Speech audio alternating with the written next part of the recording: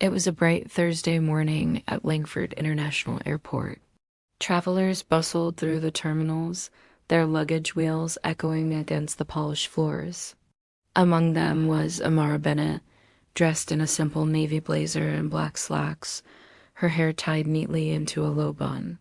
No one could have guessed that she wasn't just another passenger. She was the CAO of Atlas Air, one of the largest airline companies in the country, but today she had chosen to travel incognito, observing her staff and operations firsthand. As she approached the gate for Flight 612, her boarding pass ready, a security officer stepped in front of her. Officer Mark Dalton was known for his strict adherence to procedure, but also for his subtle bias against travelers who didn't look the part of a corporate executive. He glanced at Amara and frowned. "Ma'am, I need to see some identification," he said, his tone sharp. Amara handed over her driver's license. Dalton squinted at it, scanning her photo, then looked up at her with suspicion. "This boarding pass doesn't match your appearance. I'm going to have to ask you to step aside while we verify your information." Amara felt her stomach tighten. She had anticipated airport security, but never outright confrontation like this. She tried to stay calm. "Sir, I assure you, everything is in order." "I have a confirmed seat on this flight." Dalton shook his head. "You'll have to wait here. I'm not letting you board until this is cleared up." His tone was final, leaving no room for discussion. Amara noticed passengers watching, some whispering, others looking uncomfortable. A young mother clutched her child tightly, and a businessman muttered under his breath, clearly irritated by the delay. Amara took a deep breath, trying to mask the anger rising within her. "Officer, I don't think you understand. I have a tight schedule and I cannot miss this flight. Please let me through." Dalton's expression hardened. Rules are rules. You're not above them. That was the trigger. Amara had encountered prejudice before, but being denied access to her own airline, even undercover, was infuriating. She reached for her phone, intending to call the airline directly. "I'm calling Atlas Air right now. Someone from my company can verify my identity." Dalton's eyes narrowed. "Atlas Air? Is that your father's company? Or—" He sneered. Amara's heart sank. This was not just procedural anymore. It had become personal, rooted in Dalton's assumptions about her. She realized the only way to handle this without causing a scene was to maintain composure. "Officer Dalton," she said, her voice calm but firm, "I am the CEO of Atlas Air. My name is Amara Bennett. You are preventing me from performing my duties by refusing me access to this flight." Dalton laughed nervously, assuming she was exaggerating. "Sure, right? I've seen plenty of people claim things like that." "You'll need actual verification." Amara's mind raced. She could call her assistant, her executive team, even the airport liaison, but she decided to wait. This was part of her undercover observation. She needed to see how her employees, the airline, and even strangers would respond to someone who didn't fit the image of authority. By now, a small crowd had gathered. Some passengers were visibly frustrated, while others looked sympathetic toward Amara.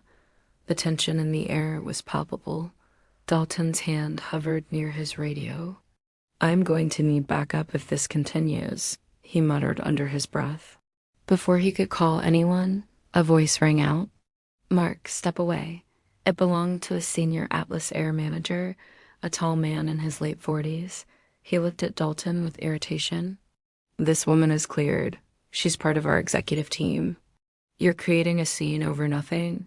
Dalton hesitated, sensing embarrassment, but unwilling to admit fault. I need to make sure." The manager interrupted. "Make sure what?" "That she's black and doesn't look like a CEO. Step aside now."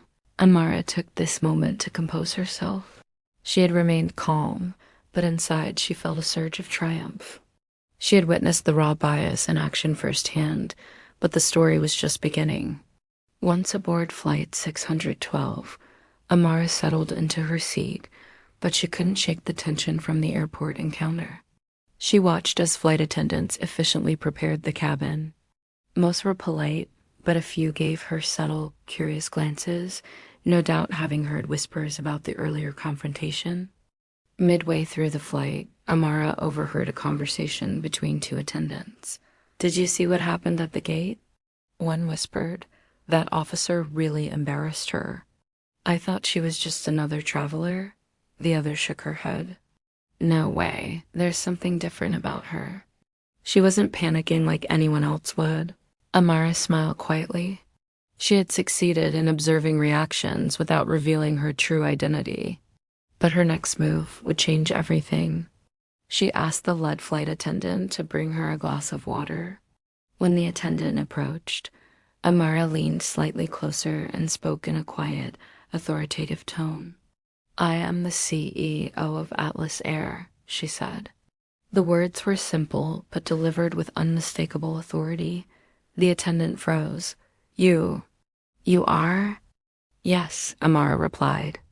"I wanted to see how our staff and passengers react when faced with bias and assumptions. I need an honest report on what happened at the gate." By the time the plane touched down, word of her identity had spread among the crew. Some of the employees who had glanced skeptically at her now bowed slightly. Others apologized for their earlier hesitation. Amara noted each reaction carefully. These were the insights she had been seeking all along. But the most important confrontation was yet to come. As passengers disembarked, Dalton was still stationed at the exit of the gate area, unaware of the revelation. Amara's assistant, having flown ahead, intercepted him. "Officer Dalton," the assistant said firmly, "you were speaking with our CEO this morning." "She's Amara Bennett. She is the highest-ranking executive in our company." Dalton's eyes widened. He looked around as if searching for her, then froze when he saw Amara stepping forward from the crowd. His mouth opened, but no words came out. Amara approached him slowly. Her calm demeanor contrasted sharply with the heat of the earlier confrontation. "Officer Dalton," she said, her voice steady, "do you remember denying me access to my own flight?" Dalton swallowed hard. I didn't know." "I know you didn't," she interrupted gently. "But what happened this morning is exactly why I choose to observe my airline operations incognito. It's to understand the barriers some of our passengers face, sometimes from people like you. I hope this is a learning moment for you." Dalton's face turned pale. He nodded quickly, unable to meet her eyes. Yes, ma'am. I apologize." "I had no idea." Amara didn't linger. She knew that the lesson was more important than humiliation. She turned and walked away, leaving Dalton standing frozen, his pride and assumptions dismantled in an instant. Back at Atlas Air headquarters, Amara held a special meeting with her executive team and senior staff. The events at Langford International Airport were laid out in detail. She emphasized that the confrontation was not about discipline, but about awareness. Bias, unconscious or otherwise, affects how people experience travel, she said.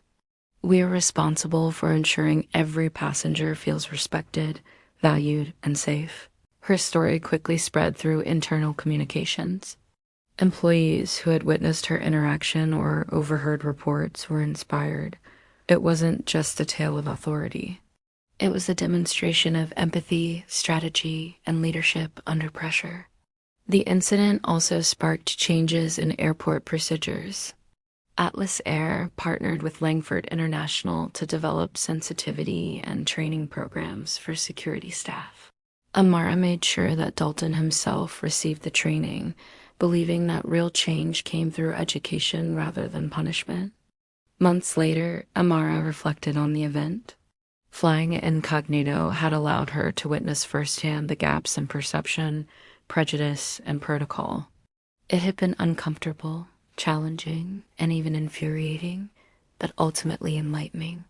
She had turned an act of discrimination into a catalyst for transformation, not just for her company, but for the broader industry. In a private conversation with a journalist who wanted to cover the story, Amara smiled and said, "Leadership isn't just about titles or offices. Sometimes it's about walking in someone else's shoes and being willing to face the world as it is, not as we hope it to be." The story of the Black woman CEO confronting bias at the airport went viral, inspiring conversations across social media, news outlets, and corporate boardrooms.